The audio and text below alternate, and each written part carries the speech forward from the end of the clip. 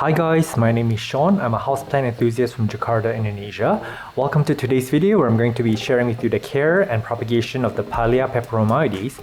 And in case you were wondering why my voice isn't synced up in this video, and this is because I'm doing a recording over the video. I had lost the original audio file. And let's jump right into the care real quick. This plant comes from southern part of China in Yunan, in the mountainous region, and it's a little bit temperate, although it doesn't really experience frost as you would imagine in a lot of the Western countries. So this plant is slightly different from your tropical houseplants. They are in the Pilea family, which is not in the peperomia family at all, even though the name peperomioides suggests that it looks like a peperomia. So this plant used to be a little bit difficult to come by, but now they're so common, and this is because they're very easy to propagate, and we'll show you how to propagate it later in the later half of the video. But let me dive into the care real quick. This plant has been with me for about a year. They're not the fastest growing, but they're not slow growing at all. In my hand here, actually this is not the perfect specimen because the leaves have started becoming very concave, and I have a feeling that this is because I started moving it into a low light area from a western window where it was growing for most of its life. Now the plant originally would have these flat disc shapes, which is why they're sometimes known as the UFO plant. But when you move them in a lower light area, or it's also potentially that I may have overwatered it since I moved it to a lower light area, is maximizing its leaf surface so that you can either A, get rid of that excess water, or B, get more light from the space that they're given it. So I believe this is an adaptive feature that they have. So if you have a plant that is curving like this, whether it's a peperomia or whether it's this Pilea, it's usually the light or watering issue. So to correct that, you have to fix your watering and your placement. And really quickly about the care, this plant actually grows kind of in a 360 degrees, as you can see here. So they really would appreciate top light. Do not put them under a shelf. They will not do well under a shelf. And they do like very, very bright indirect light. A little bit of morning or evening direct would be really good for them, as I mentioned earlier. But if you give them medium or low light or shaded by other plants, they are not going to be very happy. However, if you're stuck to a window or you have to put it on a shelf, it's wise to rotate it now and then just so that they can be evenly spaced out. Even though to maximize their growth, you really do want to give them a full view of the sky. This plant is actually prone to mealybugs, so I had some mealybugs living, especially in the central stem where the new growth point is, and I believe some in the soil as well. I may have encountered that, but it's been relatively free from spider mites, although I can imagine that if you grow this indoors near many other house plants that are prone to spider mites, they can get infected rather quickly. And you do want to water this when it's completely dry, but you don't want to let it dry out for too long, otherwise their leaves will droop really bad. Oh, and one more thing about light that I forgot to mention. If you put this in lower light, they'll put out these really long stems with a tiny leaf in the end. So that's not sexy. So the leaf's going to be weighed down by the really, really long stem that it has. I think the one that I'm showing you here has been a little bit elongated. And finally, about fertilizing, you do want to fertilize this lightly as you do with other houseplants. And these guys actually propagate by pups and offsets. You can also chop them off anywhere along the stem and it will branch out wherever you make the cut. So without further ado, I'm just going to dive into the propagation and show you how I do it and also give you guys a few months update. Okay, so here we are at my studio. Let's see what's going on with this guy. I'm going to take a pencil and release this potting mix from the pot. I really don't think this guy is root bound. I'm not sure. I doubt it. This pot is so big. Yeah, definitely not. It came right off. There's so many potting mix here. There's so many soggy, wet areas in there. Maybe this is why it's suffering. It's in a pot that's way too big. So let me look at the roots. I see white fuzz, probably mealybugs. You can see here. I don't know if the camera's going to be picking up really well. So there's perlite for sure. That's not the mealybug, but there's also these like white fuzzy things here. So I'm guessing there are mealybugs. Yeah, look at that one. It's a little bit, I don't know if the camera's going to, but yeah, trust me.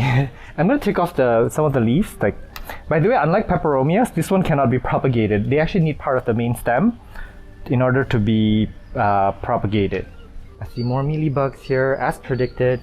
So this needs to be treated. I'm just gonna put it in, I can actually put it back in its old soil, I don't mind it, because I know that neem oil, and also I'm gonna sprinkle some furadan on it. That's gonna take care of all the pests that are on this plant. I'm very confident about my pest regime. And if you, oh, this baby is like, it's so tiny. Look at this one. This is like, sorry, was I off frame? I wasn't looking at the camera. There's a little baby here. I don't know if you can see. It's a baby of a baby. Super cute. Let's see if that will come off. Because this will be such a cute plant on its own. Yeah, oh my god. Hello. How cute. Look at this one. I don't know if it's got some roots over here. So cute. Oh my goodness. I'm in love with you. Yeah, the roots are really well rooted in here. I'm not going to disturb it that much. So yeah, my diagnosis for this plant would be that it's in a pot that's way too big. Also, it's got mealybugs in the potting mix. That's why it is a little bit suffering. I'm going to give it a more appropriate sized pot. It's a good thing I stocked up on terracotta pots. I've got so many of them. This should do. Yeah, this is perfect. You can absolutely just cut the whole thing off and propagate the top in water, and new growth will emerge from here, just so you know. I'm not big into changing out the potting mix or throwing away potting mix. I try to reuse them as much as possible, because imagine when you throw all these potting mix away, they're going to the trash. You know, they're going to be in our landfills.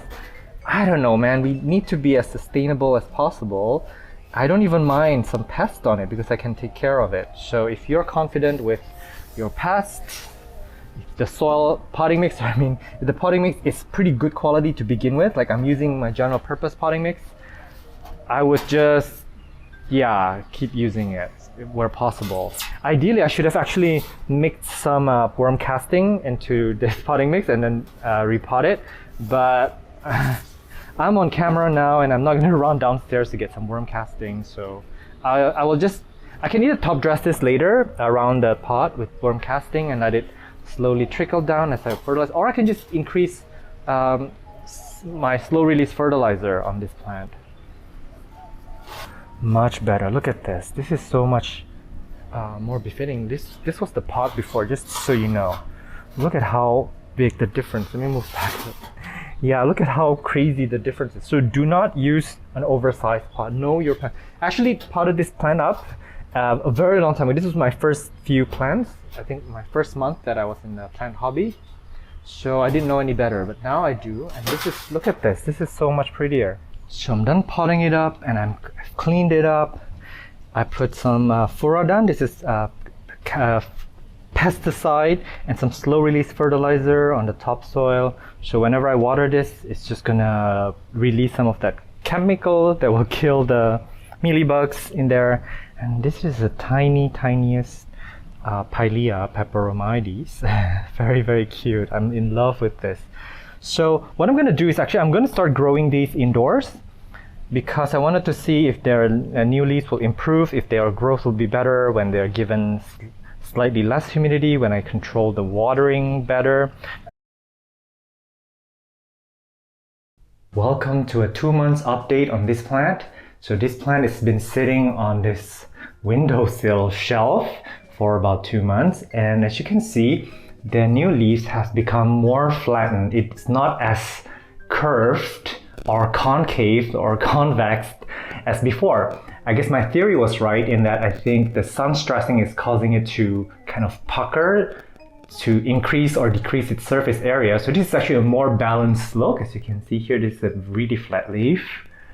Very, very nice. But this plant didn't grow much while it was here. I guess it was acclimatizing to the new pot. Well, I remember that when I potted it up, it did not have a lot of roots, so it's probably busy putting out roots. But this plant can get enormous, it can get huge. So what I'm gonna do is I'm gonna bring this to my propagation table, as I will show you soon. I'm gonna cut this off, like right here, and I'm gonna plant the top into a different potting mix to let it root, and I'm gonna see what happens to this branch. I have a feeling a few branches of plants will appear from where I made the cut, but only time will tell, so we will see. I will give you an update on that. Meanwhile, The baby plant that we propagated is also doing well. It's rooted really well into this potting mix, so it's general purpose, and we only water this when it's bone dry, when it feels super light. This is feeling light, but it's not that light, so I don't want to water this just yet. I think it's around every 3 or 4 days that I water this plant, and as you can see, let me try to pull it out. It's not coming off. See, it's not coming off. Don't try this at home. Yeah, it's not coming off, which means that it's rooted really well. It's very healthy, and I also love that the leaves are flat, so it's not going to be that dramatic, weird looking leaves. All right, so we're back in our work studio. So I'm gonna go ahead and cut this plant up. I don't know where I'm gonna cut it. I'm just gonna go randomly right here. And what's gonna happen is this is supposed to branch out, so we'll see. I'll give you guys an update. And the good thing about doing that is that these pups now have a lot of access to light. They have better access to light compared to when it was under the shade of its mama. And the mama can now live on its own in a different pot. So something died in here. I don't remember what plant died in here, but I may take off a few leaves. Like this is not so good. This is yellowing. It's very puckered looking. I'm gonna take off a few leaves because, as you've seen in my other videos, you want a very small leaf to root ratio. Like there's not enough roots here to support this whole plant with so many leaves, because each leaf is actually going to require water and nutrients, and this plant just don't have the roots to take up all that. So I'm going to take off just a little bit, just the worst ones. This one, right? Twirls like that. It's like a theme park ride. I think, let me see, do I want to take, yeah, I do want to take off a few more. Okay, and then, yeah, I'm going to just stick this in here. I'm gonna keep the potting mix sort of damp. Don't let it dry out completely, but don't let it get so soggy wet either. Very cute, look at that, I love this look. It is so cute, yeah. So I'm gonna put a little bit of pesticide here because I don't know if this potting mix is okay or not, and I'm also gonna spray some fungicide on the top of this potting mix. I want to make sure that it's fungi free from whatever that died in here before. I never ever throw away my potting mix unless it's covered in like crazy, what do you call this, pests and fungi that I can see visually. Other than that, I just keep reusing my potting medium. It's a way for me to keep my houseplant hobby sustainable as possible. So I'm gonna give you guys an update on how these guys are gonna do in a few more months. Bye. Here's another 7 weeks update on both plants. This is the parent plant. I actually have this living on my west window, but then because I'm moving, I have this moved outside temporarily, and it was so hot outside that this plant is drooping now. Look at how dry this is. Look at how light brown it is. So when I was moving, I also accidentally plucked off all these pups because this plant actually grew quite a bit of pups. This one's coming right off actually. Yeah, it came right off. So yeah, they put out like 3 or 4 pups, and I just stuck them back into soil. Like, so that's one of them. I just put it right back in. I'm gonna do that with this one too, because they will root so easily and so well in there. Better with 2 hands, but yeah, do not do this with 1 hand. But yeah, I got it.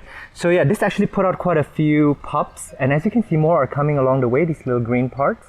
So they do respond very well to pruning by putting out more pups. And since there's so many plants in here, I actually do need to water this every day or twice a day. This is how thirsty this plant gets, because it's just getting a little bit crowded. So I may actually move this to my nursery, where this is going to become a mama plant. It's going to just keep getting propagated and making baby plants. I'm going to water this after this video. Sorry. And this is the other one, the cutting that we stuck right into soil. It's my general purpose potting mix, terracotta. I also do water this every day. I just squirt water in it lightly. And it's doing really well. Look at how long the stem is. It put out many rows of leaves, and it just keeps on growing and growing. So yeah, this plant is actually very easy to propagate into soil. I would not even bother with water propagation. So there you go. I'm very happy with so many plants that I ended up with. And it's worth mentioning that when you give them good, bright, indirect light, with just a little bit of direct sunlight, their leaves become flat again. Like, it's not as curved as before. When you remember in the beginning of the video, they were really just curved. They're trying to shield themselves from light. So when you want to get them this flat, it's a combination of proper light, which is bright indirect light, which is also overall lighting from the top. Hopefully, if you had a really beautiful light from the top, they would love it. And also never letting this dry out too long, but also never overwatering it. I know this is a little bit difficult, but it takes practice, you guys. Guess I'm rushing off somewhere. Thank you so much for watching this video. I'm at botanist on Instagram. If you want to DM me on any questions regarding plant care and propagations, I'll try my best to get back to you. Meanwhile, do take care and stay safe. I will see you in the next video. Bye.